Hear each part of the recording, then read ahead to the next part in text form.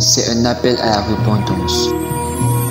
Appel à la jeunesse. Appel à la jeunesse. C'est votre émission chrétienne pour la délivrance de la jeunesse. Tous les samedis de 11h à 13h sur la 87.7 FM Radio Vie en Christ. Votre fréquence chrétienne. Que Jésus-Christ vous bénisse. C'est un appel à la repentance. Bonjour chers auditeurs de la radio Vie en Christ.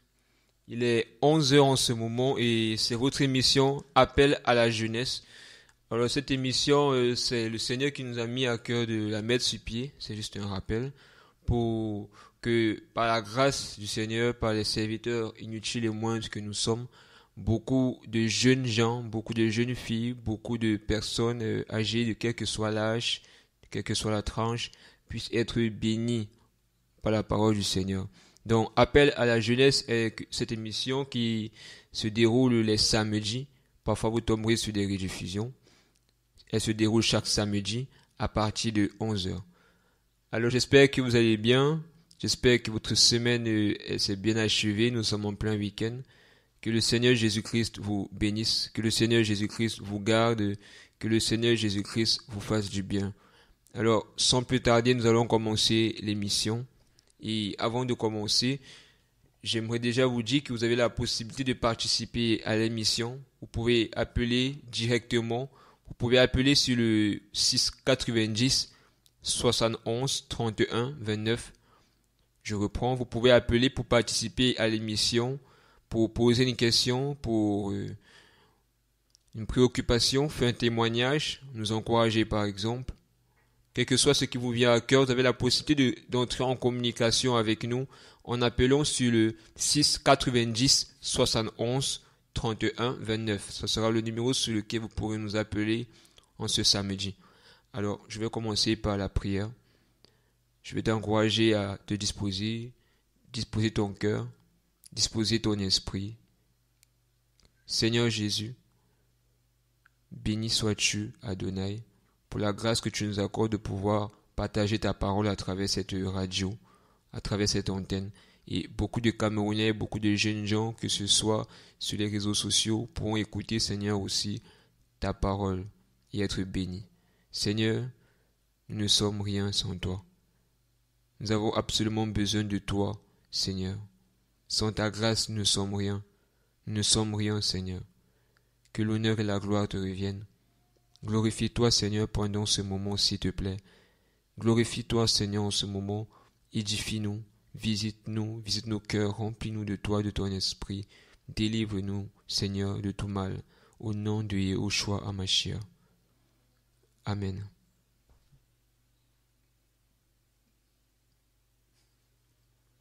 Alors aujourd'hui, nous allons partager sur un thème assez simple.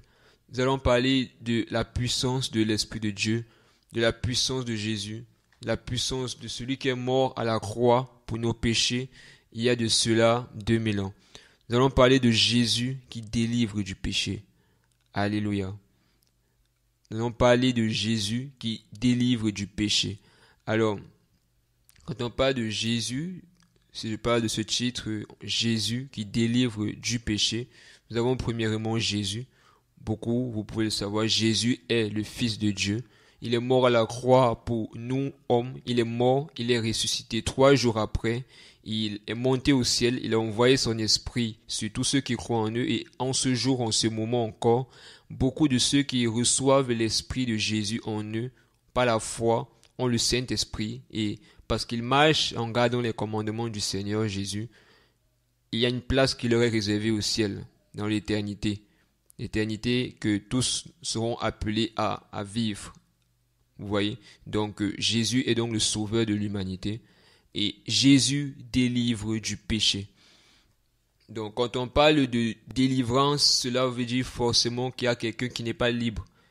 Cela veut dire forcément qu'il y a quelqu'un qui est livré contre sa volonté à quelqu'un. Et là, quand la Bible dit aussi que celui qui vit dans le péché, celui qui se livre du péché, il est esclave. Il est esclave de ce qui a triomphé de lui. Donc, quand vous voyez quelqu'un qui vit dans le mensonge, le vol, et qui est triomphé par cela. C'est pas de sa faute, il est esclave en fait. Il est esclave. Donc, quand on parle donc de Jésus qui délivre, c'est parce qu'en fait, si on dit que Jésus délivre, c'est parce qu'il y a des personnes justement qui ne sont pas libres. Qui dit délivrance, dit esclavage. Il délivre. Donc, Jésus est venu délivrer, il est venu sortir des personnes qui sont dans l'esclavage au péché. Vous voyez? Donc, délivrance signifie forcément qu'il y a quelqu'un qui est esclave. Délivrance veut forcément dire qu'il y a quelqu'un qui n'est pas libre, quelqu'un qui fait des choses contre sa volonté, quelqu'un qu'on oblige à faire des choses, vous voyez. Et également, il y a le péché. Donc, Jésus délivre du péché, vous voyez. Donc, quand on parle de péché, qu'est-ce que c'est que le péché? La Bible dit dans 1 Jean 3 que le péché, c'est la transgression de la loi de Dieu.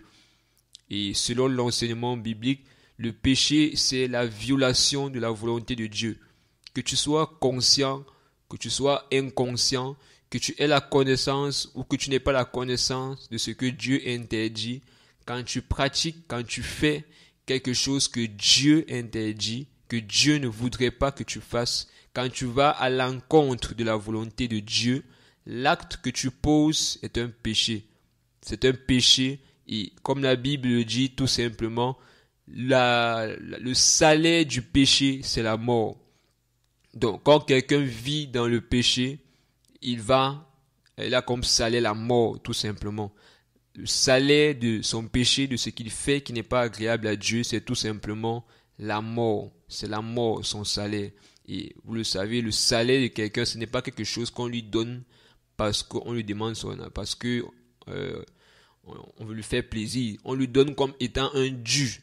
C'est un dû. Donc, ton employeur qui te paye ton salaire à la fin du mois, il ne te donne pas ça parce que tu le supplies, ou bien parce que il te donne ça comme une dette. En fait, il a le devoir de te le donner. Vous voyez? Et quand la Bible dit donc que le salaire du péché, c'est la mort, c'est que c'est pas parce que Dieu veut que tu ailles en enfer, mais c'est que c'est comme une dette qu'il te donnera. C'est que c'est ton héritage, c'est ton lot, la mort. C'est le lot de celui qui vit dans le péché. C'est le lot de ceux qui vivent dans le péché. Amen. Et donc, comme on a déjà commencé, j'aimerais déjà vous faire savoir, pour vous qui êtes en train de nous écouter en ce moment, que le péché a une origine. Vous voyez? Le péché a une origine. Le péché est né quelque part. Le péché vient de quelque part. Le péché, Dieu n'a pas créé les hommes avec le péché. Dieu n'a pas créé les premiers hommes, l'homme Adam et Ève, avec le péché. Il ne les a pas créés dans le péché. Il les a créés comment? Saints. Ils étaient sans péché. Ils étaient à l'image et à la ressemblance de Dieu. Est-ce que vous voyez? Est-ce que vous comprenez? Quand Dieu a créé Adam et Ève qui étaient les premiers hommes que Dieu a créés, ils ont été créés sans péché. Il n'y avait pas de péché en eux. La mort n'était pas en eux. Et donc, ils n'étaient même pas appelés à mourir parce que Dieu leur avait donné la vie. Ils avaient l'esprit de Dieu, l'esprit était en eux. Et donc, ils n'étaient pas appelés à mourir. Ils étaient appelés à vivre. Vous voyez? Mais c'est le péché qui est venu faire entrer la mort en eux. On connaît l'histoire dans Genèse 3. Dans Genèse 3,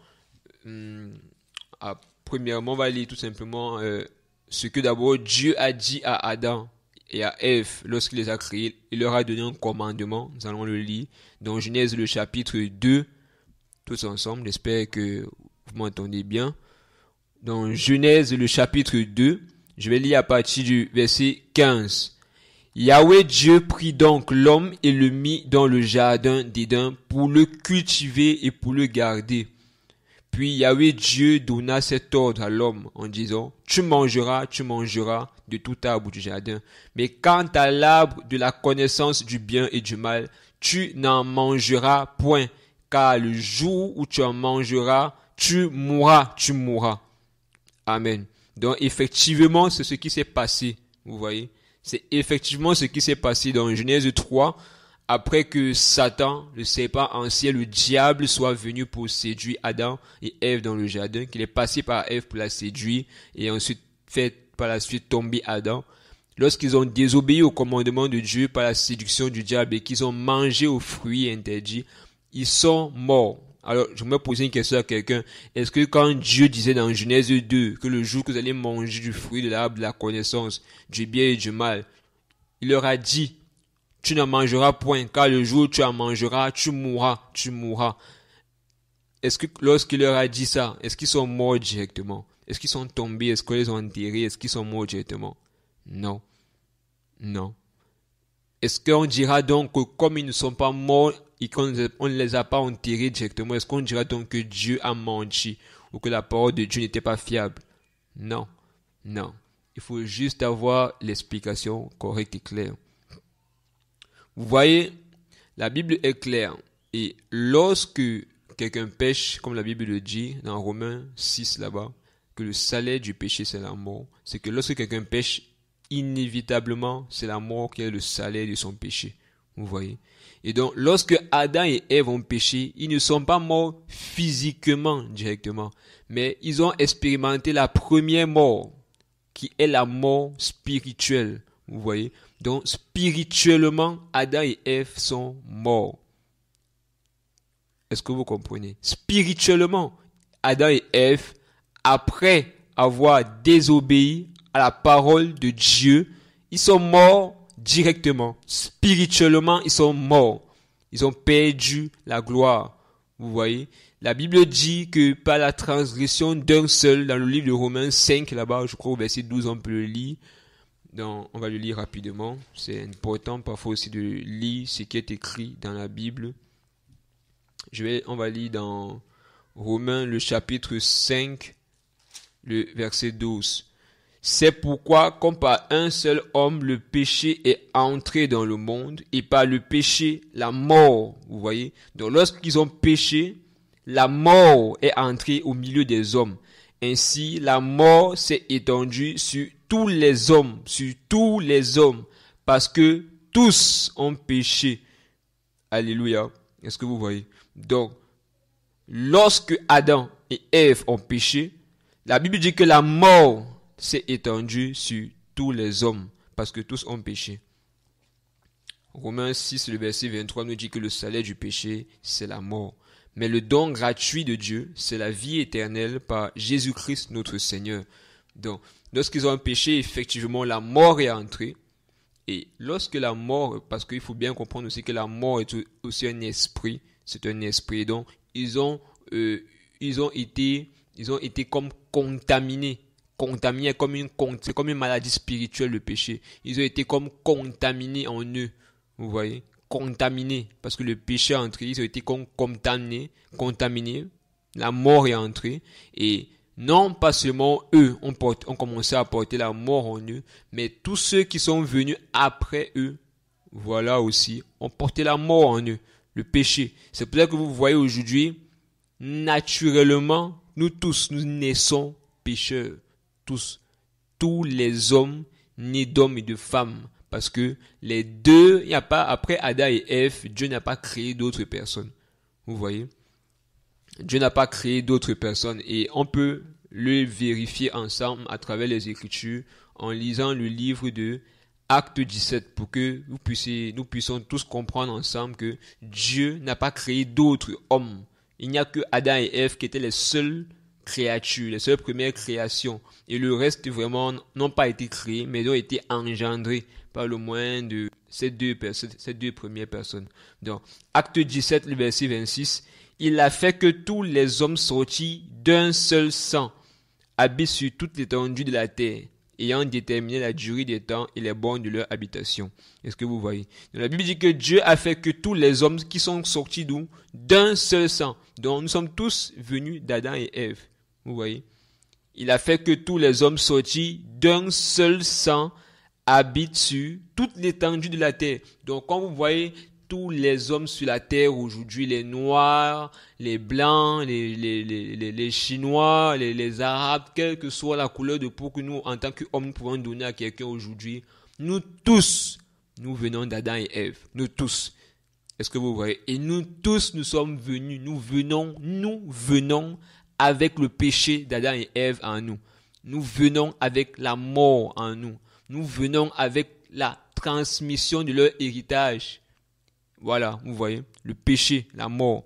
Ce qui fait obligatoirement pour nous que si nous mourons dans cet état, ça, c'est pas bon.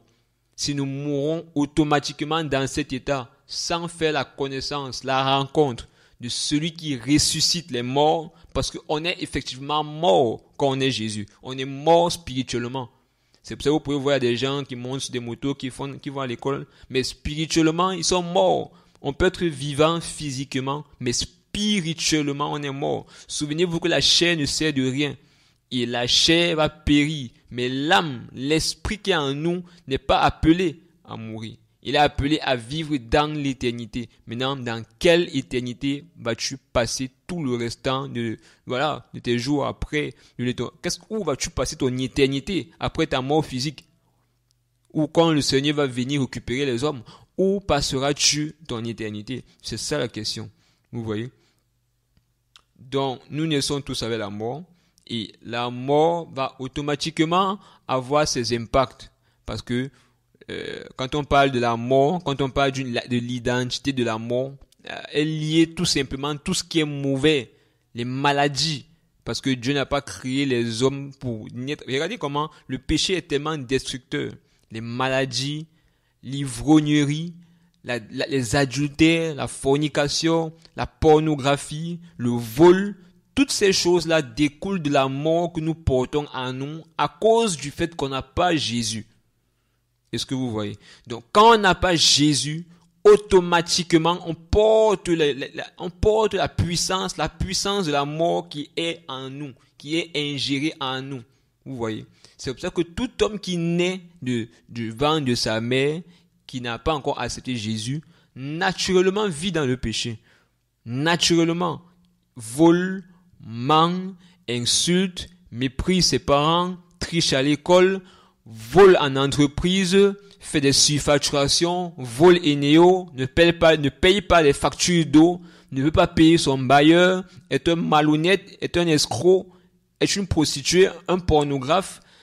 La masturbation, toutes ces choses-là viennent du fait que on porte en nous la mort. Vous voyez, on porte en nous la mort. Et donc, nous allons voir petit à petit, étape par étape, comment cette mort au milieu humain, au milieu de l'homme, comment cette mort a commencé. Donc, la première chose, comme je vous l'ai dit, c'est que la première conséquence de la désobéissance de l'homme, d'Adam et Ève, c'est qu'elle a communiqué la mort spirituelle. C'est pour ça que tous les hommes qui viennent sur terre sans Jésus, spirituellement, ils sont morts. Ils sont morts spirituellement. Et s'ils meurent comme ça, sans Jésus, ils vont en enfer. Est-ce que vous voyez? Et donc, voici une forme de manifestation de la mort. Comment les hommes, après on va dire, une forme de dégradation mentale. Les hommes, on va commencer à voir ensemble, et vous allez voir comment les hommes, par étapes, vont devenir de plus en plus détruits, de plus en plus mauvais, méchants. Vous voyez? On va lire Genèse 3, à partir du verset 7. On va voir comment les hommes vont commencer à réagir après que la mort soit entrée en eux. Genèse 3, à partir du verset 7. Les yeux de tous les deux s'ouvrirent. Ils connurent qu'ils étaient nus. Et ils cousirent ensemble des feuilles de figuier et s'enfuirent des ceintures. Alors ils entendirent au vent du jour la voix de Yahweh Dieu qui se promenait dans le jardin. Et Adam et sa femme se cachèrent loin de la face de Yahweh Dieu, au milieu des arbres du jardin. Mais Yahweh Dieu appela Adam et lui dit, « Où es-tu » Il répondit, « J'ai entendu ta voix dans le jardin et j'ai eu peur parce que je suis nu et je me suis caché. » Et Dieu dit, « Qui t'a appris que tu es nu? Est-ce que tu as mangé du fruit de l'arbre dont je t'avais défendu de manger ?» Adam répondit, « La femme que tu m'as donnée pour être avec moi m'a donné du fruit de l'arbre et j'en ai mangé. » Et Yahweh Dieu dit à la femme, « Pourquoi as-tu fait cela ?» Et la femme répondit, « Le serpent m'a séduite et j'en ai mangé. » Alléluia. Amen. Donc là, on peut commencer à voir ensemble comment l'homme va commencer à être dégradé. Est-ce que vous vous rendez compte? Donc, Dieu, après, en venant dans le jardin, il va chercher Adam, il va l'appeler, il va lui dire, « Où es-tu » Déjà, l'une des premières choses qu'on voit, c'est que l'homme, après sa chute, après que la mort soit entrée en lui, va commencer à fuir la présence de Dieu. En fait, il y a cette attitude-là qui va commencer à l'homme à vouloir fuir. Vous voyez, à vouloir fuir. Lorsque la gloire de Dieu était sur Adam et Ève, ils n'avaient même pas conscience de la nudité. Ils n'avaient pas conscience lorsqu'ils étaient dans la sainteté.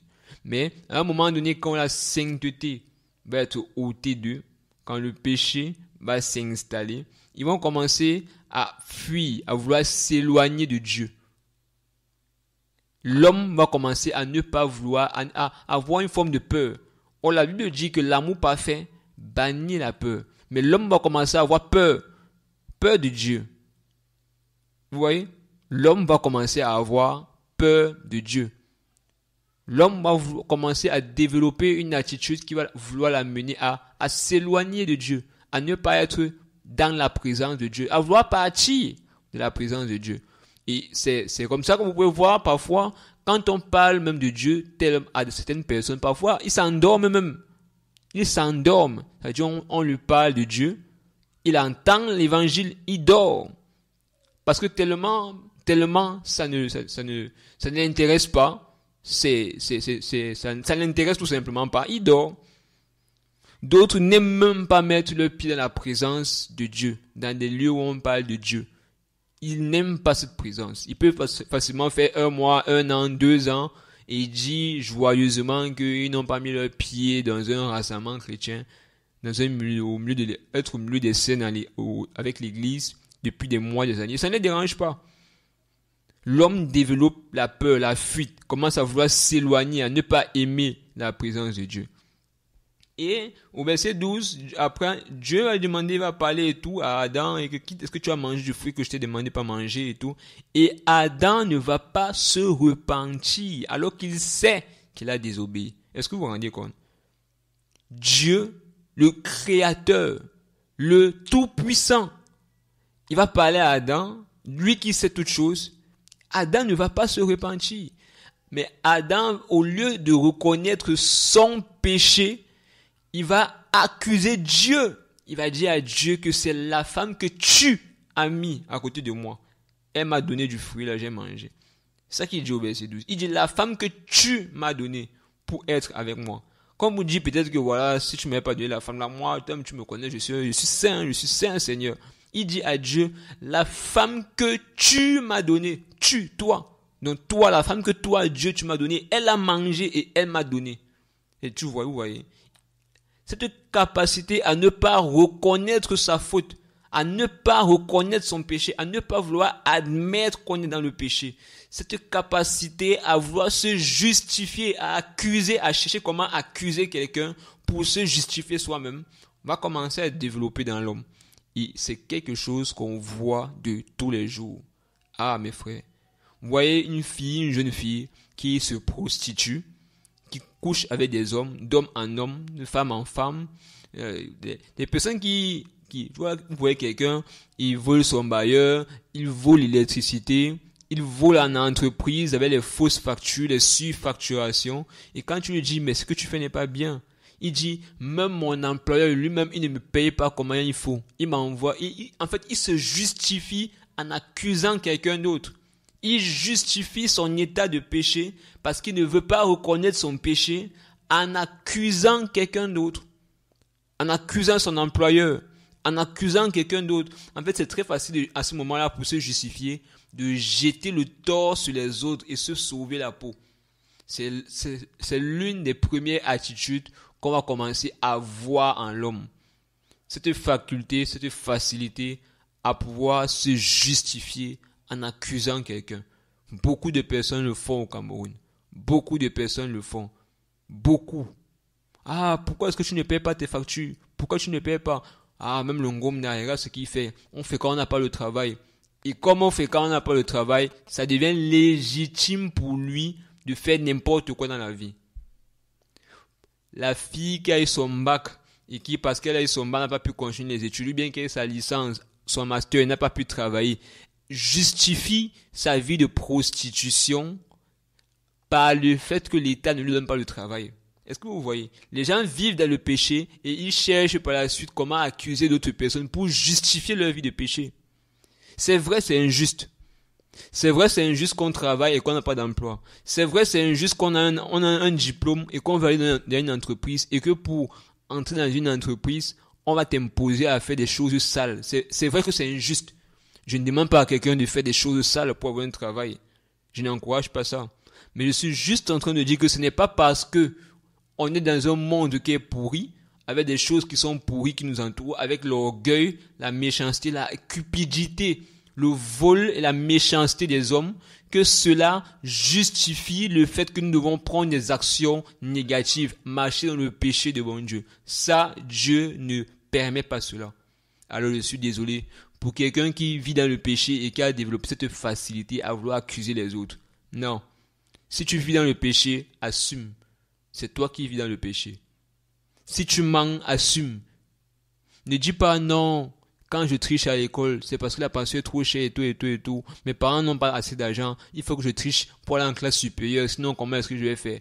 Non, Dieu n'est pas dans ça. Dieu n'est pas dans ça. J'ai souvent entendu des gens dire que voilà, si j'ai pas d'argent et que le seul moyen pour moi, pour que ma mère ait des médicaments et qu'elle soit guérie, c'est de lui donner un médicament, mais je n'ai pas d'argent. Je vais casser la pharmacie, je vais prendre le médicament, je vais aller braquer, je vais donner le médicament à ma mère pour qu'elle soit guérie. C'est un comportement satanique qui ne vient pas, ça ne vient pas de Dieu, cette attitude. Cette pensée ne vient pas de Dieu. Parce que si tu penses que parce que ta mère est malade, parce que ton père est souffrant, que ça légitimise le vol, je veux que tu saches que c'est faux. C'est faux. Ça ne peut pas être légitimé devant Dieu. Ça ne peut pas. Donc, vous voyez, c'est l'un des premiers comportements qu'on va commencer à voir dans la vie de l'homme. C'est que l'homme va avoir la facilité à pouvoir se justifier. L'homme va commencer à développer la facilité à pouvoir se justifier devant Dieu, tout en conservant son état de péché, en refusant de se repentir. Vous voyez. Nous allons lire également un autre passage qui montre comment l'homme va continuer à se dégrader dans sa rébellion, dans son refus de se repentir. On peut le trouver dans le livre de Genèse 4, lorsque Caïn va tuer son frère Abel et que Dieu va venir auprès de lui. Je vais lire à partir du verset 9. Yahweh dit à Caïn, où est Abel ton frère? Et il lui répondit, je ne sais. Suis-je le gardien de mon frère, moi? Et Dieu dit, qu'as-tu fait? La voix du sang de ton frère crie de la terre à moi. Est-ce que vous réalisez que Caïn a eu le courage de reprendre Dieu? Est-ce que vous réalisez? Caïn a eu le courage de reprendre Dieu de façon arrogante, carrément. Il dit, je ne sais, suis-je le gardien de mon frère, moi? Il a même le courage de mentir, alors qu'il sait ce qu'il a fait. Il sait que son frère est mort, il sait que son frère n'est plus, il sait qu'il a tué son frère. Est-ce que vous vous rendez compte? Et Dieu lui dit, ouais, ton frère. Il ne dit pas à Dieu qu'il est mort, qu'il l'a tué, pourtant il sait qu'il est mort. Parce que tu ne peux pas dire qu'il est dans les champs, alors qu'il est mort, il est mort. Tu ne peux pas dire qu'il est dans les champs, tu ne peux pas dire que ouais, ta mère, tu dis elle est à la cuisine, alors qu'elle est morte. Elle n'est plus là, son âme est partie, c'est sa chair qui est là. Est-ce que vous voyez? Il a menti à Dieu. Et vous voyez, l'homme va commencer à développer aussi après ce moment. Plus on va voir, plus le temps passe, plus la méchanceté de l'homme s'accroît. Elle s'accroît. Caïn parvient à avoir la facilité à pouvoir mentir en regardant Dieu dans les yeux. Je ne sais pas comment c'est passé, mais peut-être il a regardé Dieu dans les yeux et il lui a menti ouvertement. Et vous voyez comment le mensonge comme ça commence à se manifester. Il dit, je ne sais, suis-je le gardien de mon frère? Et l'homme va commencer à développer cette facilité à pouvoir parler avec arrogance, avec mépris, facilement. Et c'est ce qu'on voit aujourd'hui. Les gens ont la facilité à utiliser le nom de Dieu en blasphémant. Quelqu'un, tu vas lui parler de l'évangile, il va dire que moi-même je suis Dieu. Il dit, c'est même moi le créateur. C'est moi le Père, c'est moi le Fils. Il te dit ça ouvertement, il n'a pas peur. D'autres se moquent de Dieu. D'autres insultent le nom de Dieu. D'autres parlent Une fois je me rappelle, quelqu'un a dit une forme d'exclamation comme pour faire rime, il ne se rend même pas compte que c'est un blasphème. Elle a dit Jésus sur le cocotier. Est-ce que vous vous rendez compte? En fait, les hommes développent du mépris, de l'arrogance, du mépris. En fait, c'est du mépris, c'est de l'arrogance, c'est de l'insolence. Les gens sont insolents. On manque de respect, on manque de révérence devant Dieu. Les gens parlent de Dieu sans avoir une crainte, sans avoir peur. N'importe comment, comme ils veulent. Le nom de Dieu est utilisé dans des clips de musique mondaine où on parle de n'importe quoi. N'importe quoi. Le nom de Jésus est pris à outrance pour en vain, prononcé en vain dans les bars, dans les snacks, dans les rues, n'importe où, pour dire n'importe quoi. Pour dire n'importe quoi. Et on rencontre ça, on va après cette chute-là, on commence à voir des choses se manifester dans la vie. Et ça n'a pas daté d'aujourd'hui. Toutes ces choses que vous voyez, ça n'a pas daté d'aujourd'hui. Aujourd'hui, on voit des films, on voit nos petits frères, des enfants, vos enfants, qui regardent des dessins animés où la personne de Dieu est méprisée. Dieu est méprisé.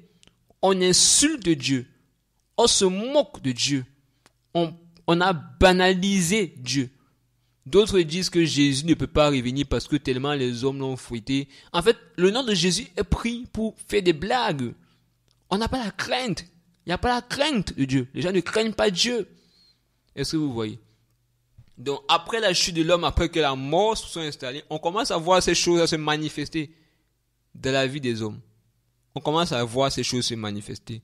Et dans Genèse 4, on va voir également une chose qui s'est encore manifestée. Dans Genèse 4, le verset 16, la Bible dit, alors Caïn s'éloigna de la présence de Yahweh et habita dans la terre de Nod, à l'orient d'Éden.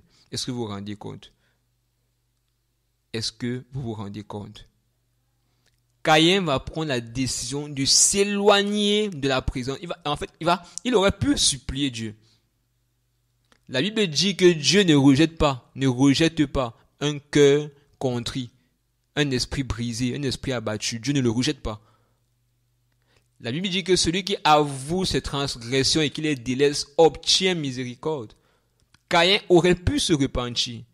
Caïn aurait pu demander pardon à Dieu. Caïn aurait pu avouer son péché. Avouer. Mais il ne l'a pas fait. Il s'est éloigné de Dieu. Il a pris la décision de partir, de s'éloigner de celui qui est la vie, pour se plonger, se jeter dans la mort. Mes frères, je veux vous dire aujourd'hui aussi en passant, qu'il y a deux chemins sur lesquels un homme peut passer. Deux chemins. Il y a le chemin qui mène à la vie, le chemin qui mène à la mort. Si tu ne marches pas sur le chemin qui mène à la vie, c'est-à-dire à Jésus, cela veut dire qu'automatiquement, il n'y a pas de chemin au milieu parce que le purgatoire n'existe pas. Vous voyez, c'est une invention humaine. Il n'y a pas de purgatoire dans la Bible. Donc, il n'y a pas trois chemins, il n'y en a que deux. Soit tu marches sur le chemin de Jésus, et si tu n'es pas sur le chemin de Jésus, automatiquement, c'est que tu es en train de marcher sur le chemin qui conduit à la mort. Si tu n'appartiens pas à Jésus, c'est que automatiquement tu appartiens au diable. Si tu n'es pas enfant de Dieu, c'est que automatiquement tu es enfant de Satan. Si tu n'es pas du royaume des cieux, c'est que automatiquement tu appartiens au royaume des ténèbres. Il n'y a pas de tergiversation sur ça. On ne tergiverse pas sur ça. Soit tu appartiens à Jésus, soit tu appartiens à Satan, soit tu n'es pas avec Jésus, soit tu es avec le diable. Vous voyez? Et Caïn a pris la décision de s'éloigner. Il est sorti de la présence de Jésus. Il est sorti de la présence de Dieu. Il a abandonné Dieu pour vivre comme il le voulait. Pour vivre comme il l'entendait. Est-ce que vous voyez? Et c'est ce qu'il a fait. Il s'est éloigné de la présence de Dieu. Et il est allé vivre comme il le voulait. Comme il l'entendait. Dans la mort. Dans la mort. Et la Bible dit qu'il était du malin. Vous voyez, du malin, frère, du malin. Et comme vous le savez, beaucoup de choses vont se faire par la suite. Dans Genèse 6, je vais lire à partir du verset 5.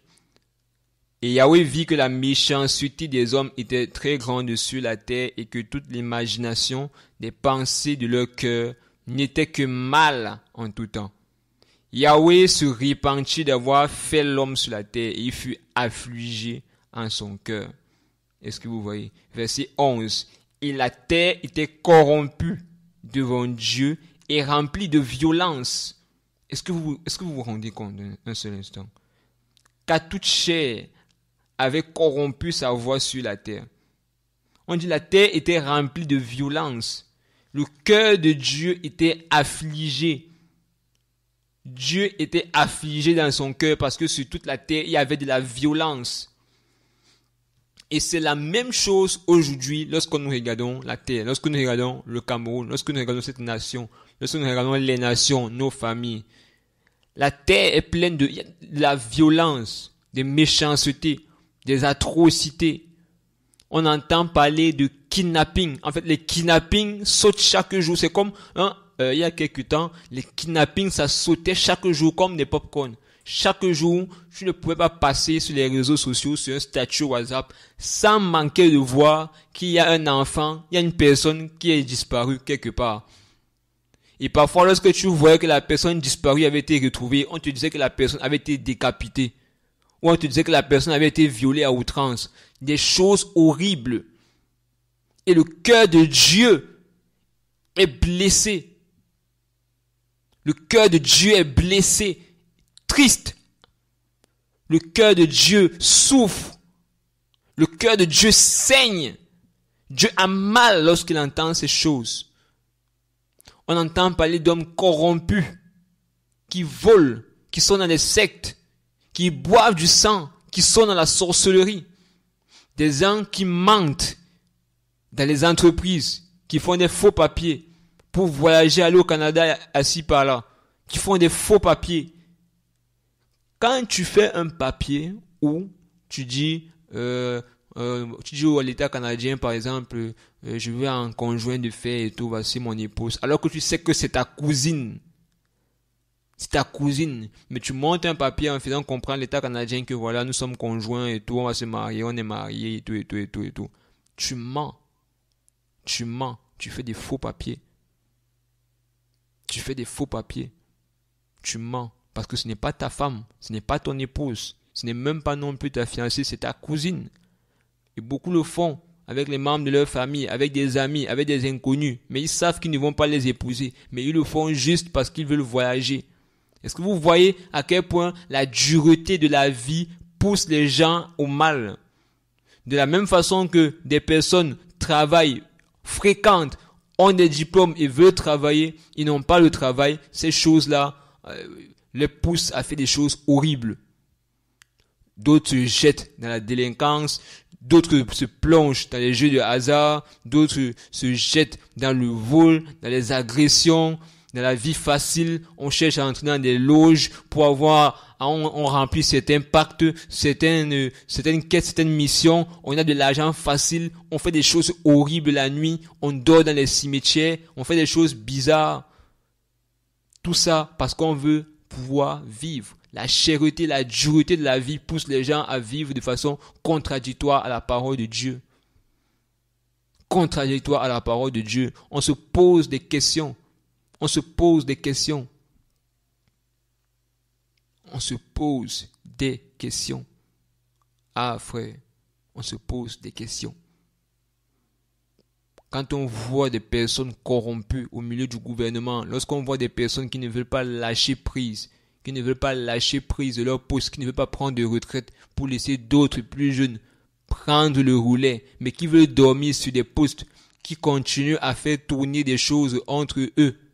Quand on voit toute cette mafia, les mafias qui sont faites, qui sont organisées, quand on voit toutes ces choses, et on voit une jeunesse qui est livrée au mensonge, au vol, à la drogue dans les lycées, la drogue dans les écoles, le cœur de Dieu souffre parce que des personnes souffrent. Une nation est livrée au mal, aux ténèbres, parce qu'il y a la mauvaise gérance, la mauvaise gouvernance, la méchanceté des hommes. La méchanceté des hommes. Des jeunes filles dans les écoles qui vivent dans la prostitution. Dans la prostitution, qui sont dans les écoles pour coopter des filles et les amener dans des lieux de prostitution. des lieux de prostitution. C'est terrible ça. C'est tout à fait terrible. C'est tout à fait terrible. C'est atroce. C'est horrible. Et le cœur de Dieu souffre. Il y a des familles qui souffrent comme ça. Regardez les pays comme en Haïti où il y a des guerres. Regardez vous-même. Des pays comme en Haïti où il y a des guerres. Il y a des femmes qui se font violer. Des familles qui se font détruire. Des familles qui se dispersent. Des familles qui n'ont plus de lieu où dormir. Tout ça à cause de la guerre. De la guerre. Des problèmes de gouvernance. La corruption. Le mal. Le mal, frère. Le mal. Et ces choses détruisent les mœurs, détruisent la vie. Détruisent. Regardez, j'entendais encore récemment une jeune fille à l'université de Douala qui devait soutenir et il était question que son encadreur académique à l'université qu'il signe son mémoire. Il a refusé de signer son mémoire. Est-ce que vous savez ce qu'il a dit à cette jeune étudiante? Il lui a imposé de coucher avec elle, d'avoir des rapports avec elle. Sinon quoi, il ne signe pas son mémoire. Et cette jeune fille a refusé. Et elle n'a pas soutenu. Est-ce que vous voyez comment les choses sont horribles?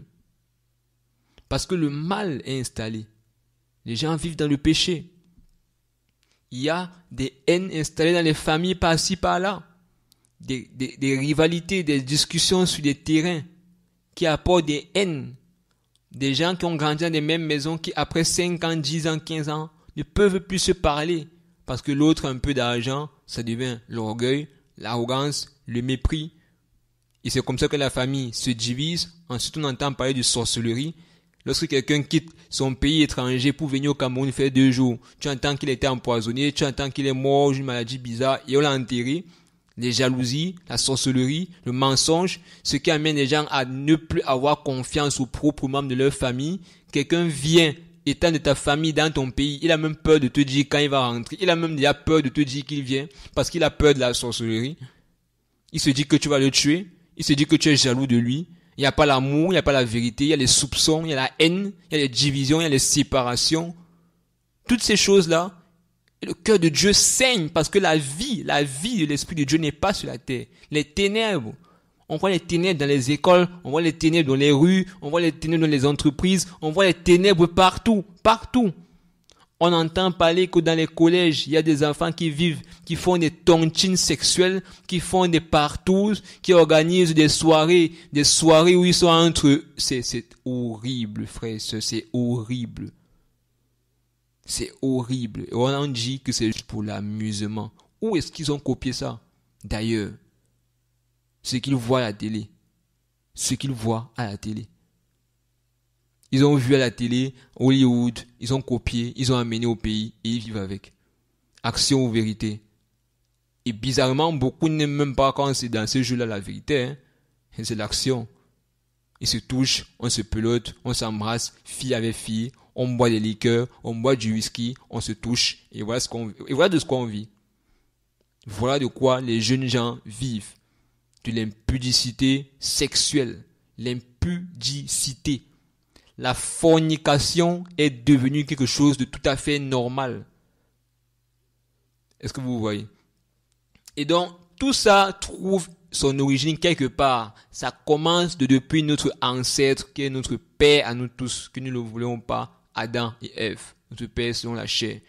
Et le péché, lorsqu'il a transgressé le commandement de Dieu, le péché, la mort est entrée en nous tous, en chacun d'entre nous. Ce qui fait en sorte que lorsque nous venons sur la terre, nous venons automatiquement avec la mort en nous. La mort. C'est pourquoi ceux qui n'ont pas encore fait la rencontre de Jésus sont esclaves du péché. C'est pas de leur fait.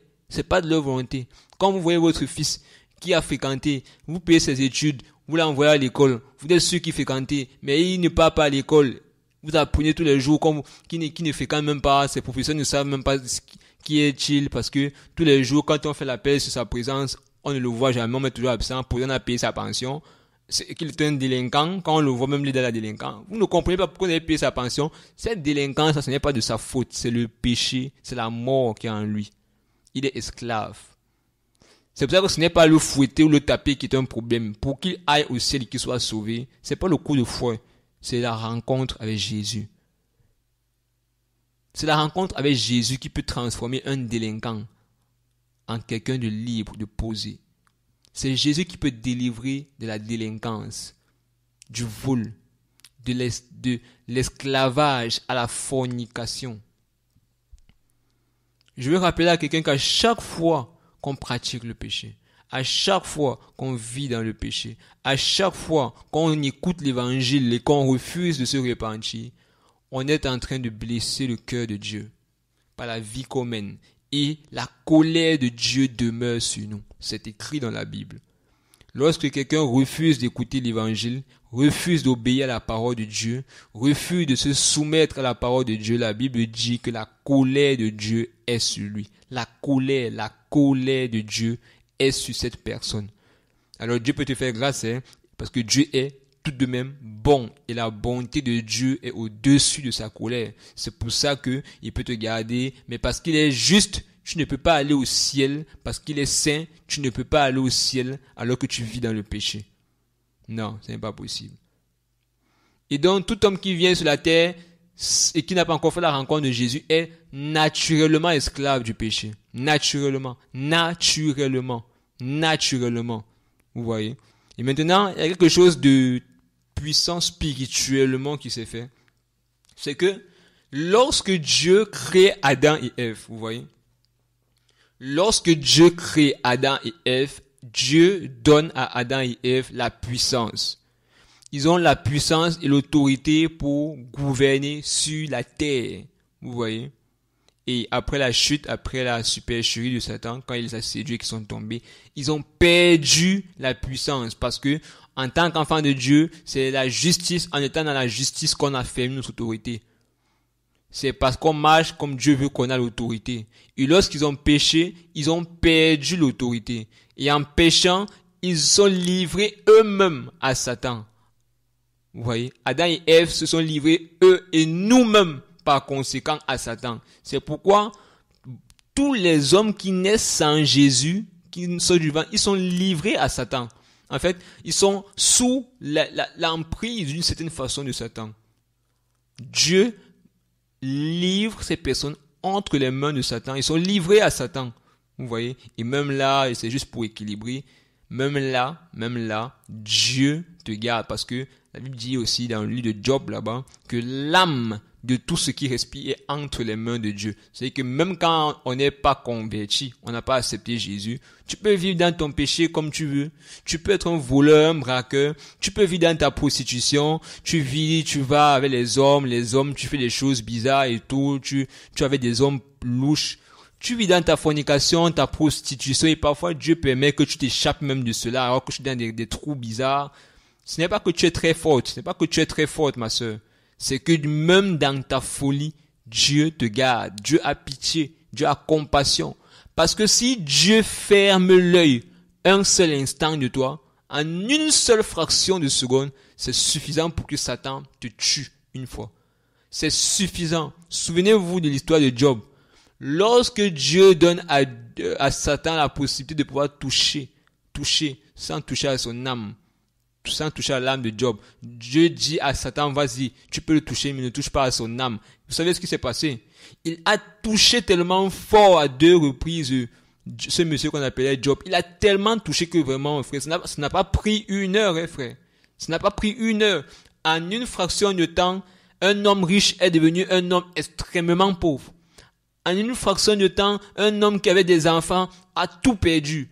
En une fraction de temps, un homme qui avait des biens, il les a tous perdus. Qui avait une maison, il a tout perdu. Même la santé, en une fraction de seconde, il a tout perdu. C'est pour vous dire que Dieu vous aime malgré que vous vivez dans le péché. La main de Dieu vous garde. Toi qui vis dans le banditisme, tu voles, tu agresses les gens, tu es dans la délinquance, tu parles mal des grands frères dans ton quartier, tu parles mal à des papas qui sont tes enseignants à l'école, qui volent dans les entreprises, qui fait tellement de choses bizarres, qui est dans la sorcellerie, qui veut initier des gens dans la sorcellerie. Dieu te voit, mais malgré ça, son amour, il te garde. C'est-à-dire, il te voit faire toutes tes bêtises, toutes tes folies, mais il se dit qu'il garde un peu de recul en lui. Et il se dit, il espère que tu peux te repentir. C'est pour ça que tu n'es pas mort. Parce que Dieu t'aime. Tu vis dans le mal. Il ne faut pas te tromper. Ce que tu fais, Dieu ne se plaît pas à ça. Il te laisse en vie parce qu'il t'aime. Il te laisse en vie parce qu'il t'aime. Il y en a qui prennent plaisir à allumer des hommes. Je ne vais pas de allumer, vous comprenez pas si vous comprenez le thème. Il y a des femmes qui prennent plaisir à exciter d'autres hommes, à jouer avec leur sens. À jouer avec leur sens, à les exciter physiquement, sexuellement. Coucher avec des hommes mariés, il y en a qui ont leur spécialité, elles aiment uniquement les hommes qui sont casés, des hommes qui sont déjà mariés. Elles aiment avoir des rapports avec des hommes mariés. Ils détruisent des foyers, des destructrices de foyers. Il y a des hommes, ils aiment seulement des femmes mariées, des destructeurs de foyers, qui trompent leurs femmes, des hommes adultères, qui trompent leurs femmes avec des secrétaires, qui passent le temps à dire à leurs femmes, chaque week-end, je vais en mission, on m'envoie en mission, je vais à Limbe en mission, alors qu'il est dans un hôtel à Douala, quelque part bien caché, avec son amant. Alors qu'il est quelque part dans Douala, avec cette femme, avec qui il a des rapports qu'il entretient, il trompe sa femme, et il pense que Dieu n'est pas au courant de ce qu'il fait. Il le pense sincèrement, pourtant Dieu le voit. Si Dieu n'a pas encore permis que tu sois dans que le sida te touche, c'est parce que Dieu t'aime. Si Dieu n'a pas encore permis qu'on t'attrape, c'est parce que Dieu a encore pitié de toi. Si Dieu n'a pas encore permis qu'on te renvoie de ton entreprise, malgré toutes les méchancetés, le vol que tu fais à ton employeur, c'est parce que Dieu a encore pitié de toi. Il a pitié de toi, il a pitié de ta famille, il a pitié de ta situation, il a pitié de toi. Si Dieu te laisse, malgré que tu triches, continuer à aller en classe supérieure, il a pitié de toi. Il a pitié de toi, mon frère. Et donc, comme je vous le disais, lorsque l'homme va donc pécher, il va se mettre sans même automatiquement va se livrer à la puissance de Satan. C'est pourquoi aujourd'hui, les démons vont influencer beaucoup dans le péché. Certains sont des possédés par des esprits des eaux, des sirènes des eaux. Beaucoup sont possédés par des esprits de sorcellerie. On les a initiés depuis le ventre de leurs parents. Beaucoup sont des voleurs. Ils ne savent pas pourquoi ils volent. Ils sont des voleurs partout où ils passent. Quand ils voient quelque chose, même c'est une pièce de 100 francs, une banane, ils vont voler. Il y a un esprit qui les anime. Il y a un esprit de délinquance, il y a un esprit de vol, il y a un esprit de folie, il y a un esprit de perte de conscience, il y a un esprit derrière ça. Il y a un esprit de prostitution, de fornication. Il y en a qui sont possédés par ces esprits, qui ne font pas des choses selon leur volonté. Je me rappelle, il y avait une fille qui me fait le témoignage, une jeune fille comme ça, et elle disait, elle ne comprend pas pourquoi, à chaque fois, quand un homme l'appelle, quand des gars l'appellent, elle part. Il y a des filles comme ça. Elles sont comme possédées. C'est-à-dire, tu peux parler avec elles naturellement, normalement. Tu dis, pourquoi tu fais ça? Et puis tu la regardes, tu as même pitié d'elle. Elle te fait même pitié, tu te dis, ouais, c'est sûr que un gars l'avait trompée. Non, c'est pas qu'on l'a trompée. Elle est possédée. Elle fait ça contre sa volonté. Tous les hommes qu'elle rencontre chaque week-end, chaque jour, pour aller la voir, elle est possédée. Elle est possédée par un esprit. Elle est possédée. Il y a un esprit d'impudicité qui la possède, un esprit des eaux, des sirènes des eaux, des esprits impurs qui nuisent sa vie. Il y en a qui sont possédés comme ça, qui vivent dans l'impudicité. C'est contre leur volonté parce qu'il y a des démons qui agissent derrière. Il y a des démons. Il y a des grands démons. Parfois, c'est des démons. Parfois, on a déclaré des paroles contre leur vie. On a dit, leurs ancêtres, leurs grands-pères, leurs grands-parents, leurs arrière-grands-pères ont dit, les enfants de tel, il ne sera jamais rien. Les enfants de tel, ils auront des diplômes, mais elles ne vont jamais se marier. Elles vont toujours avoir des enfants avec plusieurs hommes. Elles ne vont jamais se marier. Et c'est ainsi que ces choses se font. Il y en a qui réussissent dans la vie avec les diplômes et tout à l'école, mais ils ne travaillent jamais, ils tournent en rond. Leur vie tourne en rond. Parce qu'ils sont conditionnés par l'action. Il y a des malédictions qui agissent contre eux. Il y a des démons qui agissent contre eux. Et tant qu'ils n'ont pas encore fait la rencontre de Jésus, toutes ces choses-là vont continuer à avoir de l'influence parce qu'ils n'ont pas Jésus. Ils n'ont pas Jésus. La mort, la puissance de la mort agit sur eux. La puissance des ténèbres. Et ce n'est pas selon leur volonté.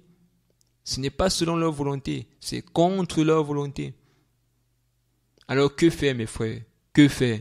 Si on a un enfant qu'on ne comprend pas. Si vous êtes parent, vous êtes chrétienne, vous avez un parent, un enfant que vous ne comprenez pas, qui est un délinquant, commencez à prier pour lui. Si vous n'êtes pas chrétien, si vous n'êtes pas chrétienne, vous-même commencez à vous repentir. Parce que vous ne pouvez pas prier pour quelqu'un qui se repente, pour qu'il soit sauvé, alors que vous-même vous n'êtes pas sauvé. Commencez vous-même à vous, parents, qui n'avez pas encore accepté le Seigneur, qui n'avez pas encore réglé votre vie devant Dieu, à vous repentir. Demandez pardon à Dieu pour vos péchés. Ah oui, c'est le temps de demander pardon à Dieu pour ses péchés. Dieu veut que vous vous repentiez. Demandez pardon à Dieu. Demande pardon à Dieu pour tous les couples que tu as détruits, toutes les familles que tu as détruites. Demande pardon à Dieu pour toutes ces filles que tu as abusées d'elles avec des liqueurs. Tu les as envoûtées. Demande pardon à ces filles. Tu as mis des somnifères dans leur verre de whisky. Tu les as enivrées. Tu as couché avec elles. Demande pardon à Dieu pour la tricherie à l'école, pour avoir volé dans ton entreprise, pour les fausses factures que tu as établies, pour le vol de l'électricité. Demande pardon à Dieu. Demandez pardon à Dieu. Il faut demander pardon à Dieu. Parce que sans le pardon de Dieu, sans la rémission des péchés, personne ne peut voir la vie éternelle. Personne ne peut. Demandez pardon à Dieu. Commencez à demander pardon à Dieu. Ah oui, frère. Et donc, qu'est-ce qui s'est passé quand l'homme a commencé à se livrer à la puissance de Satan? Eh bien, c'est simple. Satan va commencer à avoir le dessus. C'est ce qu'il dit dans Luc 4, là-bas, au verset, je crois, le verset 6. Il va dire à Jésus que je peux te donner, si tu te prosternes, tu m'adores, je pourrais te donner ces royaumes parce que ces choses m'ont été données. Elles ont été données par qui? Elles ont été données par Adam lorsque Adam a péché. Il a livré son autorité à Satan. C'est pourquoi Satan est comme le chef, le maître sur cette terre. Vous voyez? C'est pour ça que Satan est comme le chef, le maître sur la terre. Et il utilise son influence, sa puissance sur tous les hommes. La puissance de Satan, la puissance de la mort est telle qu'aujourd'hui on voit les maladies. Or, Dieu n'a pas créé les hommes pour qu'ils tombent malades. Dieu n'avait pas créé le moustique pour que le moustique apporte le palu.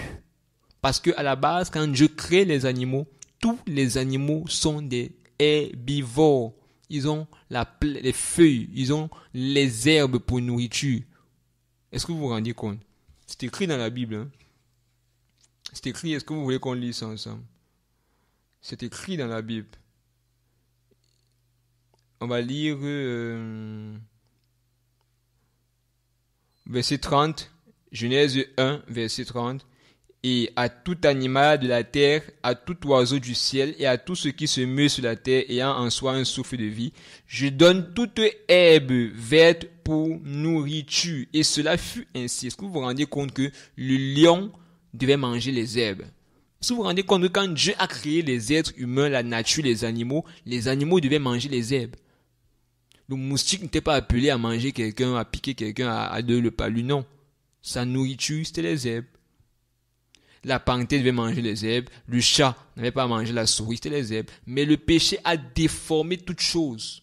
Le péché a détruit, renversé toutes choses. C'est pourquoi, aujourd'hui, nous voyons toutes ces choses horribles se faire. La puissance de Satan agit. Et donc, l'homme étant incapable de pouvoir se livrer, se délivrer lui-même, qu'est-ce qui va se passer? Et donc, Dieu, dans son amour, va envoyer Jésus à la croix pour mourir pour nos péchés. Ah, frère, ce qui s'est passé à la croix est extraordinaire. C'est extraordinaire, c'est puissant et c'est magnifique. La Bible dit de Jésus qu'il est l'agneau qui ôte le péché du monde. Il est l'agneau, il est celui qui délivre du péché. Jésus est celui qui délivre, il est celui qui enlève, qui ôte le péché du monde. Regarde. Es-tu fatigué de vivre dans la masturbation depuis des années, alors que ne sais-tu pas que la masturbation conduit en enfer? La Bible dit que ceux qui pratiquent la fornication, l'impudicité, qui sont dans l'impureté, l'injustice, ne peuvent pas hériter le royaume des cieux. Toi qui vis dans la masturbation, Es-tu fatigué? Es-tu conscient déjà que la masturbation que tu pratiques va t'amener en enfer? Est-ce que tu es fatigué de ça? Est-ce que tu es fatigué de ça? Est-ce que tu es fatigué du mensonge? Il y en a peut-être qui vont se dire que non. Moi, je n'insulte pas les gens. Je ne vole pas. Moi, je suis quelqu'un de pieux. Tant que tu n'as pas Jésus, tu as besoin de Jésus. Tant que tu n'as pas encore accepté Jésus, ne te trompe pas. Parce que la Bible dit qu'on ne peut pas être sauvé par nos œuvres. Si c'est que tu envoies les enfants de tel à l'école, on dit au quartier que elle est toujours gentille, elle est toujours douce, elle fait pas de mal à une mouche. Tu as besoin de Jésus. Parce que même si tu meurs comme ça, tu vas se aller en enfer. Tu as besoin de Jésus. Même si tu veux te convaincre en toi-même que tu as une bonne moralité, toi tu es comme ça, tu fais pas ci, tu envoies les enfants de tes neveux, de tes frères à l'école, tu envoies tes neveux à l'école, tu paies leur pension, quand il y a un problème de famille, c'est toi qui paies les factures à l'hôpital, même c'est que tu donnes tout ton argent aux pauvres, mon ami, si c'est que tu n'acceptes pas Jésus de Nazareth, celui qui est mort à la croix pour ôter le péché qui est en toi, la mort spirituelle qui est en toi, si tu meurs comme ça alors que tu fais toutes ces œuvres, même si tu as créé un orphelinat, tu meurs sans Jésus, tu vas aller en enfer. Tu vas aller en enfer parce que tu as refusé le Fils de Dieu dans ta vie. La Bible dit dans Jean 3,16 que Dieu a tant aimé le monde afin que quiconque croit en lui ne périsse pas, mais qu'il ait la vie éternelle.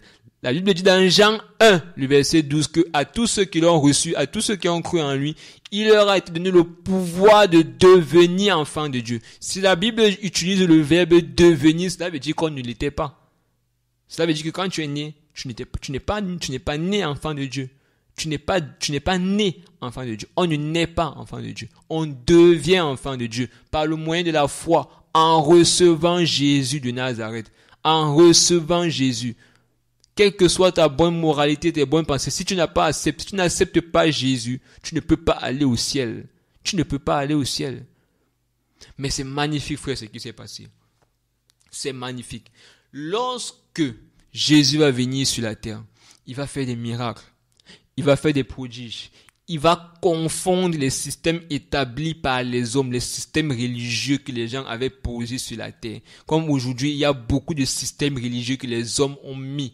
Les gens ont installé ce qu'on appelle les messes de requiem. Les gens ont installé ce qu'on appelle le purgatoire. Les gens ont installé les coutumes ancestrales. Il faut honorer les morts. Il faut honorer les ancêtres. Il faut verser l'huile rouge sur les crânes. Les hommes ont installé leur système. Lorsque Jésus est venu et qu'il a marché sur la terre, il a confondu tous les systèmes que les hommes avaient établis, mes frères.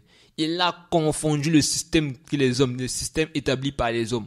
Aujourd'hui, mon frère, quel que soit le système dans lequel tu es, Jésus est capable de te délivrer de ça et de le confondre. Il y a un système de corruption qui est installé sur cette terre dans les entreprises, au tel point où les hommes volent leurs employeurs et on dit que c'est normal. Jésus est venu pour confondre la vie des personnes qui vivent dans ça, afin qu'ils sortent de là, parce qu'il est venu pour sauver les hommes qui sont esclaves du péché. Et lorsque Jésus-Christ est mort, il est venu sur la terre, qu'il a été cloué, qu'il est mort à la croix, la Bible dit qu'il est effectivement mort.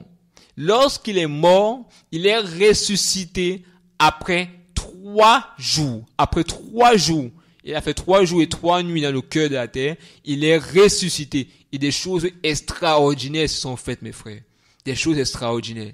Alors, on va aller ensemble, on va lire quelque chose qui est écrit dans le livre de Philippiens 2. Nous allons voir ensemble quelque chose de magnifique qui est dit de la seule personne de Jésus, pour que nous soyons tous encouragés et que nous sachions qui est Jésus de Nazareth. On va voir Philippiens le chapitre 2 qui nous parle de Jésus. On va lire à partir du verset 7. Cependant, il s'est vidé lui-même, ayant pris la forme du serviteur, fait à la ressemblance des hommes. Et étant trouvé en apparence comme un homme, il s'est abaissé lui-même en se rendant obéissant jusqu'à la mort, même jusqu'à la mort de la croix. C'est pourquoi aussi Dieu l'a souverainement élevé et lui a donné le nom qui est au-dessus de tout nom. Alléluia. Afin qu'au nom de Jésus, tout genou fléchisse, tant de ceux qui sont dans les cieux que de ceux qui sont sur la terre et sous la terre, et que toute langue confesse que Jésus-Christ est le Seigneur, à la gloire de Dieu le Père. Alléluia. On dit qu'il a reçu le nom, Dieu l'a souverainement élevé et lui a donné le nom qui est au-dessus de tout nom. C'est-à-dire Jésus a reçu l'autorité au-dessus de toute autorité. Alléluia. Alléluia, frère. Jésus a reçu le nom, l'autorité, la puissance au-dessus de toute autorité. Est-ce que vous rendez? Il a reçu l'autorité, la puissance au-dessus de toute autorité. Il a reçu la puissance au-dessus de toute domination, toute force, toute chefferie, toute principauté. Est-ce que vous vous rendez compte? Jésus a reçu de Dieu la puissance au-dessus de toute puissance, l'autorité au-dessus de toute autorité.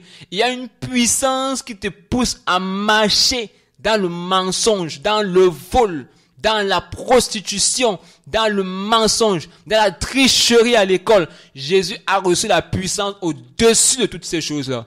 Il a une puissance au-dessus de la maladie. Il a une puissance au-dessus de toute forme de choses qui nous influencent. Toute infimité, son autorité au-dessus des infimités physiques. C'est pourquoi il peut donner un pied nouveau à quelqu'un qui n'a pas de pied. Il peut donner un œil nouveau à quelqu'un qui n'a pas d'œil. Parce que la Bible aussi dit dans Éphésiens 3, le verset 20, qu'il est capable de faire des choses infiniment au-delà de ce que nous pouvons penser ou imaginer. Alléluia. La Bible dit qu'il a reçu le nom au-dessus de tout nom. L'autorité, la puissance au-dessus de toute autorité. Cela signifie qu'il est au-dessus de, il a reçu de Dieu le pouvoir, un pouvoir, une puissance, une autorité au-dessus de celle du diable. Est-ce que vous vous rendez compte, frère?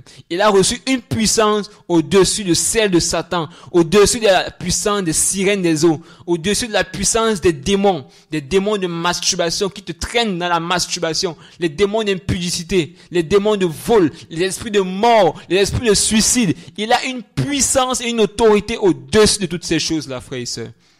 Alléluia. La Bible dit également dans Éphésiens 1, le verset 22, à partir du verset...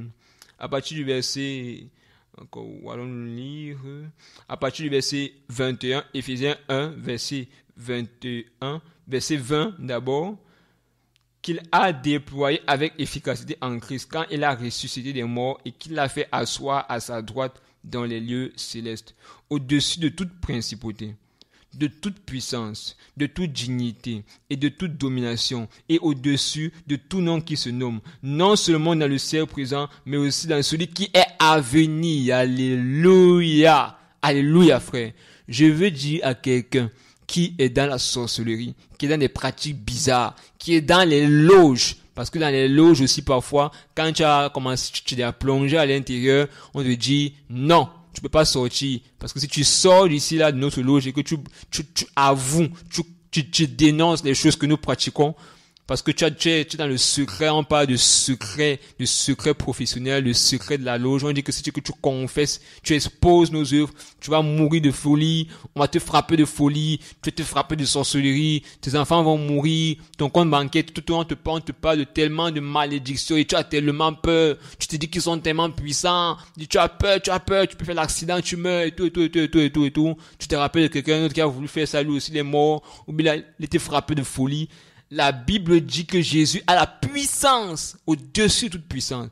La puissance de la mort qui les influence. Jésus au-dessus de cela. Ce n'est pas quelque chose qui date d'aujourd'hui. Ça date de depuis hier, quand il est mort.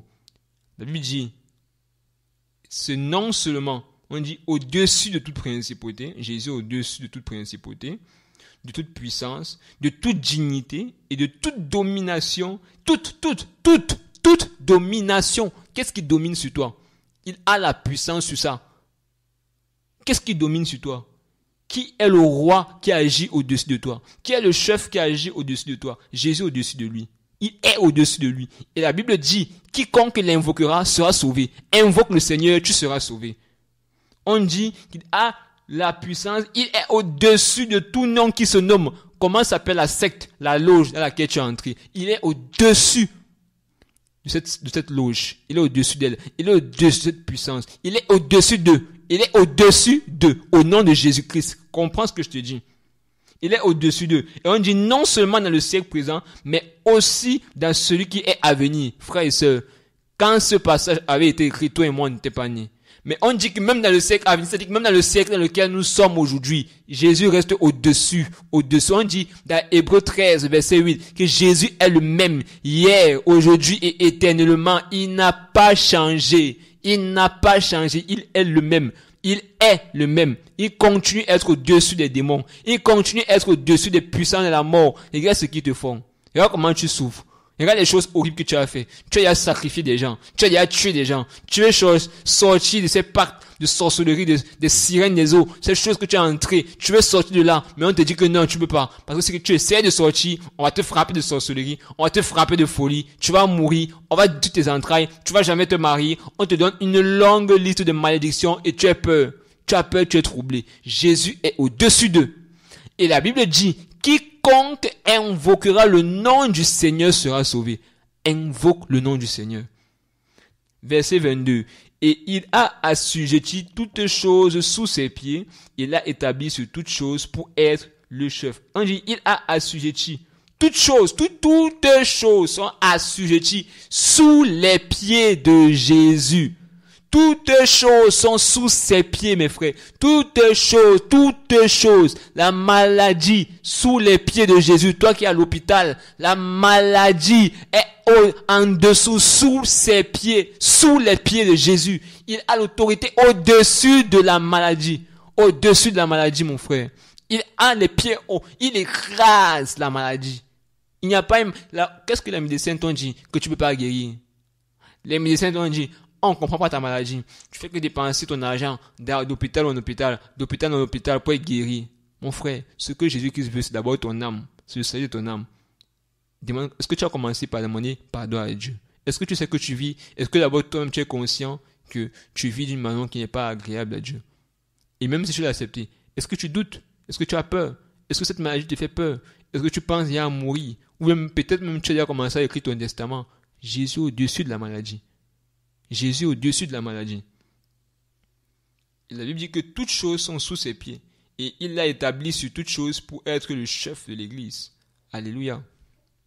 Alléluia. Nous allons lire notre passage dans le livre de Colossiens. Le livre de Colossiens, c'est toujours pour nous encourager, pour qu'on connaisse qui est Jésus de Nazareth, le roi des rois, le Dieu tout-puissant. On va lire ensemble à partir du verset 13. Colossiens 2. Et lorsque vous étiez morts dans vos offenses et dans l'incirconcision de votre chair, il vous a vivifié ensemble avec lui, vous ayant gratuitement pardonné toutes vos offenses.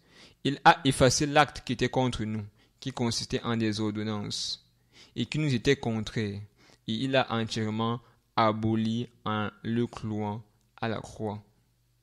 Il a dépouillé les principautés et les puissances.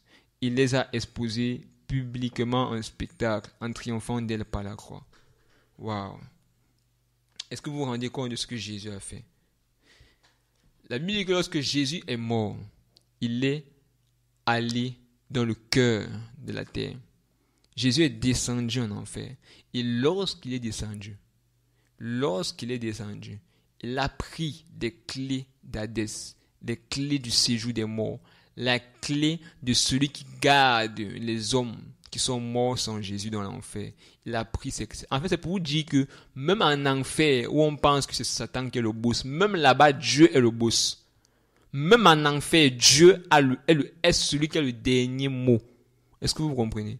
Dieu est au-dessus. Même en enfer, là où Satan est assis avec les démons, Hadès et tous les esprits impurs là, même là-bas, Dieu est le maître. Dieu est le chef. Dieu est le roi. Et s'il dit à genoux, il se met à genoux. Est-ce que vous voyez? Parce qu'il est le chef. Il est le chef. La Bible dit, à la mention de son nom, en son nom, son autorité, tout genou fléchit. Tout genou fléchit. Tout genou fléchit. Les genoux des sorciers fléchissent. Les genoux des menteurs, de ceux qui te poursuivent dans la nuit. Tout ça, la sorcellerie, ça fléchit. La prostitution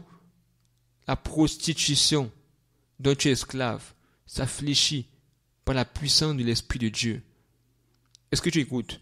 La prostitution, dont tu es esclave est fléchi par la puissance, la manifestation de la puissance de l'Esprit de Dieu. Parce que Jésus est puissant. Jésus est tout puissant. Est-ce que tu vois? Lorsque Jésus-Christ est mort à la croix, la Bible dit qu'il a humilié. Il a humilié les démons. Il les a exposés.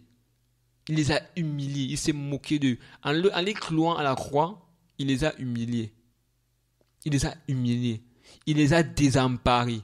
Il a pris leur autorité. Il a pris leur puissance. Il les a vidés. La seule chose aujourd'hui qui fait en sorte que les démons puissent encore avoir une autorité sur toi, que Satan, que les forces du mal puissent encore avoir une force contre toi, c'est le péché que tu pratiques. C'est tout simplement le péché que tu pratiques. C'est le péché que tu pratiques. C'est le vol que tu pratiques. C'est la tricherie que tu pratiques. C'est la haine que tu gardes. C'est la méchanceté.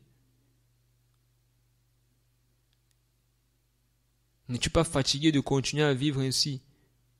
Veux-tu passer ton éternité en enfer? Donne ta vie à Jésus. Demande pardon à Dieu. Regarde comment tu fais pleurer des gens autour de toi. Tu fais pleurer ta mère. Tu fais pleurer ton père. Tu fais pleurer tes frères.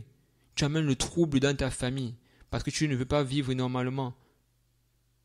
Tu penses qu'à ton âge, tout ce que tu peux faire, c'est jouer aux cartes au quartier, c'est de tourner en rond dans le quartier, c'est de t'enfermer dans ta chambre pendant que les gens sortent de la maison pour se chercher. Tu penses que c'est normal ça? Tu penses que c'est normal que quelqu'un crée son entreprise et que toi tu le voles? Oui, tu vas dire que lui il est mauvais, il ne te paye pas à temps. Ou bien lui aussi il est peut-être injuste à son niveau, mais c'est pas normal devant Dieu. Même s'il est injuste, la Bible dit ne pas répondre au mal par le mal. C'est ce que Dieu demande. Et quand tu voles ainsi, tu ne plais pas, tu attristes le cœur de Dieu. Et tu t'amasses la colère de Dieu sur ta vie. Regarde la prostitution que tu pratiques.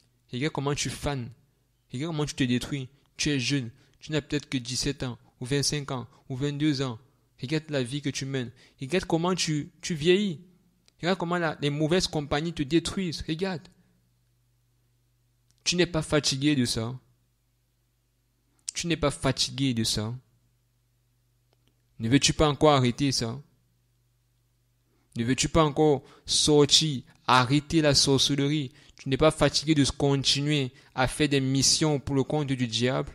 Où tu sors de ton corps la nuit, tu t'en vas pratiquer la sorcellerie, tuer des gens, tuer des familles, boire du sang, faire des choses horribles. Le salaire de ces choses, c'est l'enfer. C'est le feu, c'est la souffrance. Éternellement. C'est ça le salaire de ces œuvres que tu pratiques.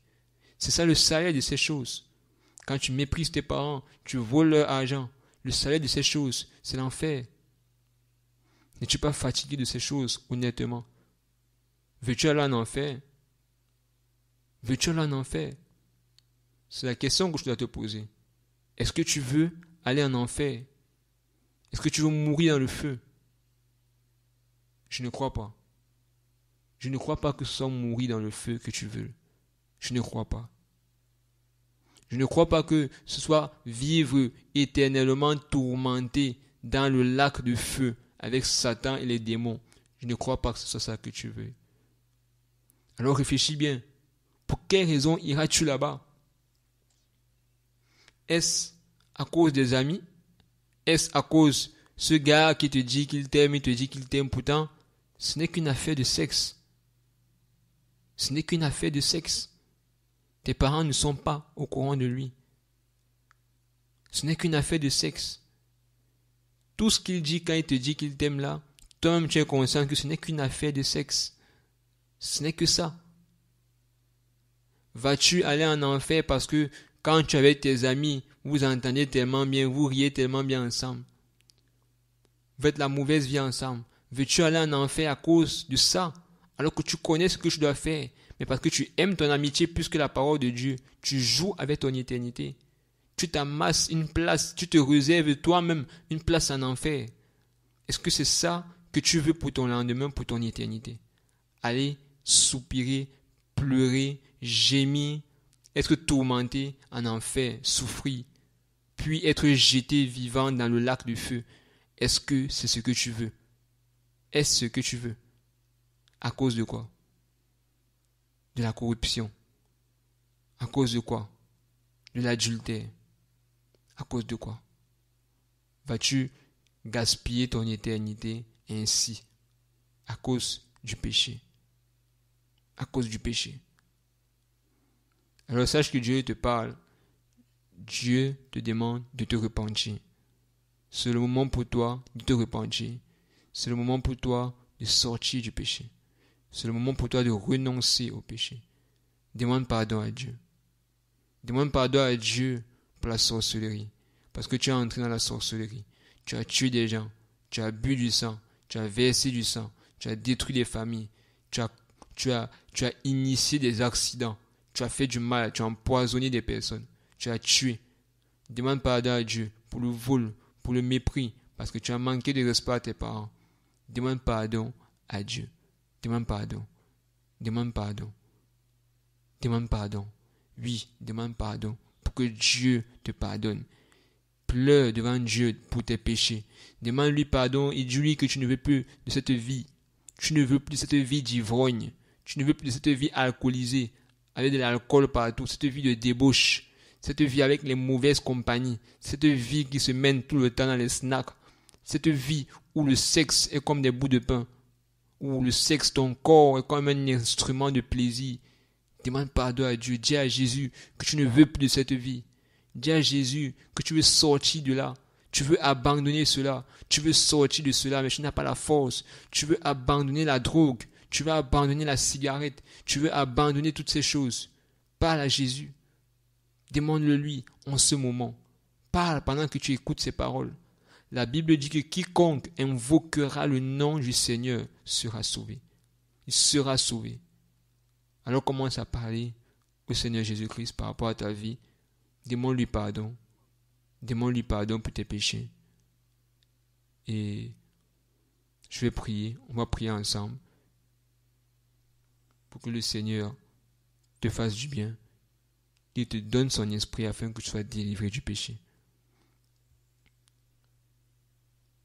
Seigneur Jésus, je te remercie et je te bénis pour la grâce, Seigneur, Père, de pouvoir être un instrument entre tes mains pour que les personnes soient bénies.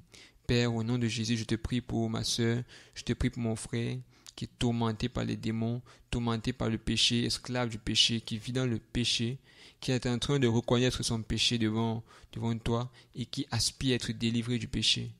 Père, je prie au nom de Yahushua afin que tu délivres mon frère. Tu délivres ma soeur du péché. Délivre-la. Tu vois comment elle pleure, tu vois comment il pleure, tu vois comment il est fatigué de son péché, tu vois comment il te demande pardon. Elle te demande pardon parce qu'elle sait les choses horribles qu'elle a faites, comment elle a détruit des vies, comment elle a blessé des gens, elle a blessé des cœurs. Et là, voilà, elle te demande pardon. Le voici, il te demande pardon. Père, pardonne. Père, pardonne-lui. Père, pardonne-la. Accorde la rémission de ses péchés. Parce qu'elle met foi en toi. Donne-lui ton esprit pour qu'elle marche, elle puisse marcher dans ta grâce, dans la crainte de ton nom. Au nom de Yahushua HaMashiach, Jésus-Christ notre Sauveur. Amen. Alors, nous sommes parvenus au terme de cette émission pour aujourd'hui. Que le Seigneur Jésus-Christ soit glorifié. Alors, je vais laisser encore un peu de temps. Si vous voulez participer à l'émission, vous voulez appeler, poser une question, vous pouvez appeler en ce moment, en ce jour, le 6 90 71 31 29. Si vous avez une question, vous avez une interrogation, vous pouvez appeler. Si vous avez un témoignage, quelque chose que Jésus-Christ vous a fait pendant que vous écoutiez, peut-être il vous a convaincu dans votre cœur de péché, il vous a convaincu de justice, de jugement. Vous pouvez appeler pour nous encourager aussi, pour nous poser peut-être une question, si vous en avez une. Si vous avez un témoignage, une préoccupation, vous pouvez appeler le 6 90 71 31 29. 6 90 71 31 29. 6 90 71 31 29. Alors, c'est un plaisir, c'est toujours un plaisir de pouvoir partager la parole du Seigneur et de savoir que à travers ces paroles, le Seigneur Jésus-Christ bénit, le Seigneur Jésus-Christ délivre, le Seigneur Jésus-Christ édifie et toute la gloire à lui, toute la gloire à son saint nom. Parce que Jésus est le même, il est le même, il n'a pas changé, il délivre toujours du péché, il délivre toujours du mal, il change les vies, il transforme. Est-ce que vous voyez? En fait, c'est tellement étonnant les choses que Dieu fait. Les choses que Dieu fait, elles sont tellement magnifiques, étonnantes. C'est magnifique tout ce que Dieu fait. Il transforme. Regardez. J'ai regardé encore un journal, une émission à National Geographic, un truc qui s'est passé depuis des années, je crois. Et c'est des scientifiques, des chercheurs, des scientifiques qui veulent expliquer démontrer par la science comment c'était impossible que Moïse, avec le peuple d'Israël, ait pu marcher avec la mer Rouge qui soit fendue. Et le scientifique qui parlait, il disait que c'est pas possible parce que de toute façon, le parcours qu'ils ont dû faire selon l'histoire biblique, en quittant du côté où la mer elle faisait passage jusqu'à lorsque la mer se fend jusqu'à de l'autre côté de la terre, ça fait pratiquement 50 km. 50 km. Et ils se sont dit, mais c'est impossible, parce que l'histoire biblique, selon eux, apparemment parle du fait qu'ils aient fait ça pendant toute la nuit. Et ils se sont posé la question de savoir que, mais comment est-ce que des hommes peuvent marcher toute une nuit et parcourir 50 km? Et donc, ils arrivent là à la conclusion du fait que c'est impossible. Parce que quand ils font le calcul pour voir la distance entre les deux bouts de terre, ils voient que c'est 50 km et pour eux, c'est impossible de parcourir 50 km en une nuit. Et c'est vrai, humainement, si on réfléchit, c'est impossible. Mais parce que Dieu, le divin, la puissance de l'Esprit de Dieu était avec eux, au milieu d'eux, ils ont marché, ils ont vécu le surnaturel. Frère, quand Dieu agit et intervient quelque part, mes frères, mes sœurs, lorsque Dieu agit quelque part, il y a quelque chose que la science ne peut pas éviter et expliquer. Il y a quelque chose que l'intelligence humaine ne peut pas atteindre. Il y a un niveau quand Dieu agit, l'intelligence de l'homme, même les œuvres des ténèbres s'arrêtent, sont obligées de s'arrêter parce que Dieu est puissant. Il est capable de changer quelqu'un dont on savait que celle-ci est couche avec tout le monde à une fille propre. Il est capable de ranger sa vie. Quelqu'un qui était un esclave de la masturbation depuis des années, Dieu peut le délivrer instantanément. Pas besoin de protocole. Et les gens vont se poser des questions. Mais on dit, mais celui-ci c'est un fumeur de cigarettes, c'est un ivrogne. Mais on est étonné de savoir que mais celui-ci, chaque jour maintenant on l'appelle, on dit c'est quoi, tu ne coupes pas une avec nous? Il dit non. Ça ne l'intéresse pas. Pourquoi? Parce que Dieu a changé sa vie. Dieu change sa vie. Dieu est trop puissant. Dieu est magnifique. Il est merveilleux. Il change ta vie. Il change ta façon de faire. Il est capable d'entrer dans la vie d'une jeune fille qui vivait dans la prostitution. Une jeune fille qui avait l'habitude d'allumer, de jouer avec les sens sensuels avec des hommes. De la transformer. Il y a des filles qui sont des aguicheuses. Dieu est capable de transformer les vies de ces personnes. Transformer littéralement. Transformer. Au point où on se pose des questions de savoir où est l'ancienne personne. Parce que justement, la Bible dit que ceux qui sont en Christ sont des nouvelles créatures. C'est-à-dire que pour Dieu, à ce moment, quand tu l'acceptes, tu es comme quelqu'un qu'on a créé de nouveau. Tu es une nouvelle personne. Tout ton passé, tout ce que tu as fait dans le passé, Dieu oublie ça. Tes mensonges, les hommes que tu as trompés, les hommes avec qui tu as couché, les familles que tu as détruites, Dieu oublie toutes tes transgressions. Pour Dieu, tu es une nouvelle créature. Au point où si toi tu dis à Dieu que mes seigneurs, ouais, j'ai encore la culpabilité, je fais souvent, Dieu va dire, mais quelle chose? Parce que Dieu oublie. Il oublie tous tes péchés que tu faisais dans l'ignorance. Il oublie. Pour lui, tu deviens une nouvelle créature. Tu deviens une nouvelle créature devant le Seigneur. C'est pour ça que vous pouvez voir une jeune fille qui dans sa garde-robe n'avait que des vêtements impudiques et indécents. quand elle accepte le Seigneur, mais elle prend tous les matelots, les décolletés qui mettaient sa poitrine dehors, tout ça, elle met au feu. Sa garde-robe, même quand elle accepte Jésus, même sa garde-robe est visitée par le Saint-Esprit. Parce que le Saint-Esprit va l'amener à changer sa façon de s'habiller. Elle ne peut plus s'habiller comme n'importe qui. Parce qu'elle est la fille du grand roi. Elle est la fiancée de Jésus. Est-ce que vous voyez? C'est magnifique. Dieu change de vie. Il donne des nouveaux départs à des personnes que la société avait déjà condamnées. Il dit d'eux qu'on ne pouvait plus rien faire d'eux. Vous savez, il y a beaucoup de personnes dont la société dit d'eux qu'on les a déjà, la société même les a déjà condamnés. Vous voyez, comme la femme adultère, on te condamne. C'est-à-dire, devant la société, on t'a déjà condamné. Tu es déjà une personne bon à rien. Il y en a dans leur famille, même leurs parents les ont déjà condamnés, oubliés dans leur cœur. C'est-à-dire, on a dit, celui-là, vraiment, c'est un bandit. C'est que même dans la famille, on attend seulement le coup de fil où on va dire, on a arrêté votre enfant dans tel quartier à Dakar, on l'a brûlé. On l'a attrapé, ou ça, je ne sais, où ça, Essos, ou ça, village, on l'a brûlé. Même dans la famille, on connaît tellement c'est un bandit, c'est un délinquant, c'est un brigand. On l'a laissé, on l'a abandonné à savoir. La famille, même indirectement, on a déjà condamné ce type de personne. Pour lui, pour la famille, pour eux, c'est qu'il ne sait plus rien, c'est fini. On attend jusqu'à qu'il meure parce qu'en fait, c'est sa voie qu'il a choisie. Mais Dieu, il prend des pareilles personnes rejetées par les hommes, condamnées par la société, et il les transforme. Il y en a qui n'ont pas l'amour de soi, qui accusent même Dieu dans leur cœur, qui se disent que pourquoi j'existe, pourquoi j'ai été créé. Quand Dieu les visite, il met dans leur cœur la joie de vivre, il met dans leur cœur la paix, il met dans leur cœur l'assurance, il leur donne de réaliser qu'il est leur Père, même s'ils ont perdu leurs parents, que lui, il est leur Père. Alléluia.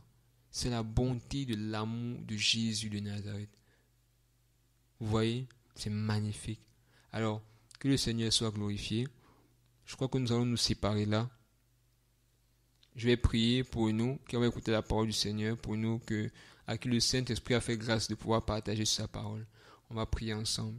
Seigneur Jésus, merci pour la grâce que tu nous as accordée de pouvoir partager ta parole. Que ton nom soit glorifié. Père, je prie afin que la parole qui est entrée en nous, qui a pu être écoutée par chacun d'entre nous, qu'elle puisse demeurer dans nos cœurs. Qu'elle puisse demeurer dans nos cœurs, qu'elle porte du fruit, jusque dans la vie éternelle, Adonai. Amen. Gloire à ton Saint-Nom.